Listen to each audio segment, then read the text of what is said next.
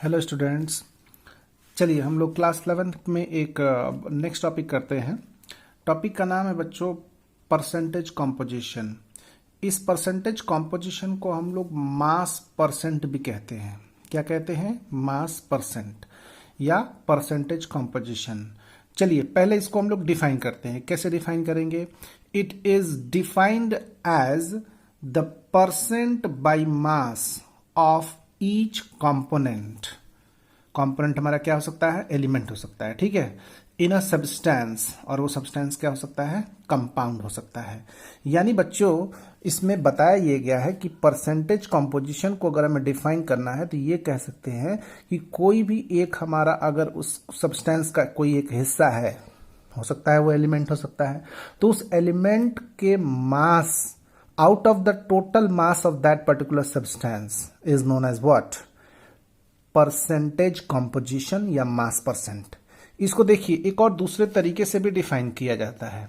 It is also defined as the ratio of the amount of each element to the total amount of individual elements present in the compound multiplied by 100। Multiplied by 100 क्यों? क्योंकि हमें percent में निकालना है, इसलिए इसको 100 से multiply करना होगा। यानी कह रहे हैं कि ये रेशियो है। किस चीज का रेशियो है? दो चीजों का।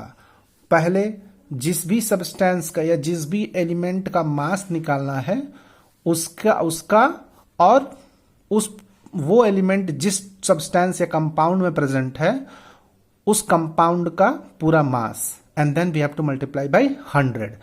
आइए इसको और क्लियर हो जाएगा इसके फॉर्मूला से। Mass percent of an element if you have to find, then what you have to keep? You have to keep mass of that element in the compound. उस एलिमेंट का मास हमें रखना होगा ऊपर में, उस एलिमेंट का मास जो पूरे पर्टिकुलर कंपाउंड में प्रेजेंट है, divided by total mass of the compound. उस कंपाउंड का टोटल मास हमें नीचे रखना है, and then we have to multiply with what? 100। यानी अगर हमें किसी एक एलिमेंट का मास परसेंटेज निकालना है एक कंपाउंड के अंदर, तो उस एलिमेंट का हमें मास रख देना है। उस कंपाउंड के अंदर उस एलिमेंट का टोटल मास कितना है वो ऊपर रख देना है, एंड देन उसको डिवाइड कर देना है उस कंपाउंड के टोटल मास से, एंड देन इस रेशियो को हमें मल्टीप्लाई कर देना है 100 से, क्योंकि हमें परसेंट निकालना है। ठीक है, आइए इसको हम न्यूमेरिकल के माध्यम से समझते हैं। एग्जाम्पल देखिए, जैसे कि मान लीजिए हमें क्या फाइंड करना है? Find the percent composition of each element in H2O। मतलब H2O किसका मॉलिक्यूलर फॉर्मूला है? वाटर का। अब इस H2O के अंदर H2O जो कि वाटर का मॉलिक्यूलर फॉर्मूला है, इस H2O के अंदर जो भी एलिमेंट है, कौन कौन से एलिमेंट है? हाइड्रोजन है और ऑक्सीजन है। तो ईच एलिमेंट यानी हाइड्रोजन का और ऑक्सीजन का हमें क्या निकालना है? परसेंटेज कॉम्पोजिशन निकालना है या परसेंट कॉम्पोजिशन निकालना है। तो क्या करना होगा? सबसे पहले हाइड्रोजन का मास निकाल लेना है। मास मतलब यहाँ पे मॉलिक्यूलर मास की बात की जा रही है। हाइड्रोजन की मॉलिक्यूलर मास कितना है वाटर के अंदर, फिर ऑक्सीजन की मॉलिक्यूलर मास कितना है वाटर के अंदर, फिर उसके बाद वाटर का टोटल मॉलिक्यूलर मास कितना होता है। ठीक है, इन तीन चीजों से हम हाइड्रोजन का और ऑक्सीजन दोनों का हम लोग परसेंटेज कंपोजिशन निकाल सकते हैं वाटर के अंदर। आइए देखते हैं कैसे निकाला है मैंने। देखिए पहले तो क्या किया है कि हाइड्रोजन का मोलर मास लिख दिया है। हाइड्रोजन का मोलर मास लिखा है कैसे? 1 × 2 किया है। 1 क्यों? क्योंकि एक एटम हाइड्रोजन का होता है 1, और उसके बाद कितने एटम्स हैं इसमें? वाटर में 2 हैं, तो हमने 2 से मल्टीप्लाई कर दिया है। तो all together total molecular mass आ गया हाइड्रोजन का वाटर के अंदर कितना? 2 ग्राम per mole. Gram per mole is the unit of molar mass. Now see molar mass of oxygen, hydrogen का निकाल दिया है 2 ग्राम पर मोल। अब हम निकालते हैं मोलर मास किसका? ऑक्सीजन का। तो ऑक्सीजन के एक एटम का होता है कितना? 16, एंड देन मल्टीप्लाई बाय 1। क्यों 1 से मल्टीप्लाई किया? क्योंकि एक ही एटम है ऑक्सीजन का वाटर में।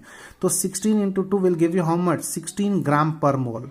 तो हमारा 2 ग्राम पर मोल आ गया मोलर मास हाइड्रोजन का वाटर के अंदर, और 16 ग्राम पर मोल हमें मोलर मास आ गया ऑक्सीजन का वाटर के अंदर। और उसके बाद मोलर मास ऑफ वाटर यानी कंपाउंड का हमारा मोलर मास क्या आया? तो 2 हाइड्रोजन का प्लस 16 ऑक्सीजन का आ गया टोटल 18 ग्राम पर मोल। तो ये मोलर मास हमारा वाटर का आ गया। ठीक है। अब क्या करते हैं, अगर हमें मोलर मास, मान लीजिए कि अगर हमें निकालना है मास परसेंट हाइड्रोजन का, तो हमें क्या करना होगा, मोलर मास हाइड्रोजन का ऊपर रख देना है वाटर के अंदर, then molar mass of water, then multiply by 100। तो मोलर मास हाइड्रोजन का ऊपर निकाला है कितना, 2, तो ऊपर हमें रख देना है 2, और मोलर मास ऑफ वाटर अभी हमने ऊपर निकाला हुआ है कितना, 18, यानी 2/18 and then multiply by 100। So 2/18 into 100 will give you 1/9 into 100, यानी कितना हो जाएगा, 100/9, 100/9 विल गिव यू 11.11%। तो ये हमारा मास परसेंटेज किसका निकल गया, हाइड्रोजन का निकल गया, H2 का। ठीक है। अब हम ऑक्सीजन का निकालना है, दूसरा एलिमेंट है, तो दो तरीके हैं, या तो 100 में से हम 11.11% को माइनस कर दें तो हमारा 88.89 आ जाएगा, यानी मास परसेंटेज अगर दूसरे सब्सटेंस, दो ही सब्सटेंस हैं उस पर्टिकुलर कंपाउंड के अंदर, एक तो हाइड्रोजन निकाल दिया, दूसरा है ऑक्सीजन, तो हम 100 में से हाइड्रोजन वाले को माइनस कर देंगे तो ऑक्सीजन वाला निकल जाएगा। तो 100 माइनस 11.11 इंटू माइनस करेंगे तो हमें 88.89% आ जाएगा।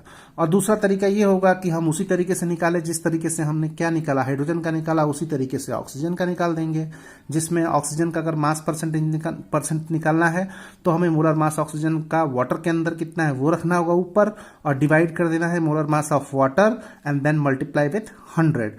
तो 16/18 इंटू 100 विल गिव यू 800/9, और 800/9 करेंगे तो कितना आ जाएगा, 88.89 आ जाएगा। ठीक है। तो आई होप कि इस एग्जाम्पल के मदद से आप लोगों को समझ में आया होगा percentage composition. Now thanks a lot for watching the video.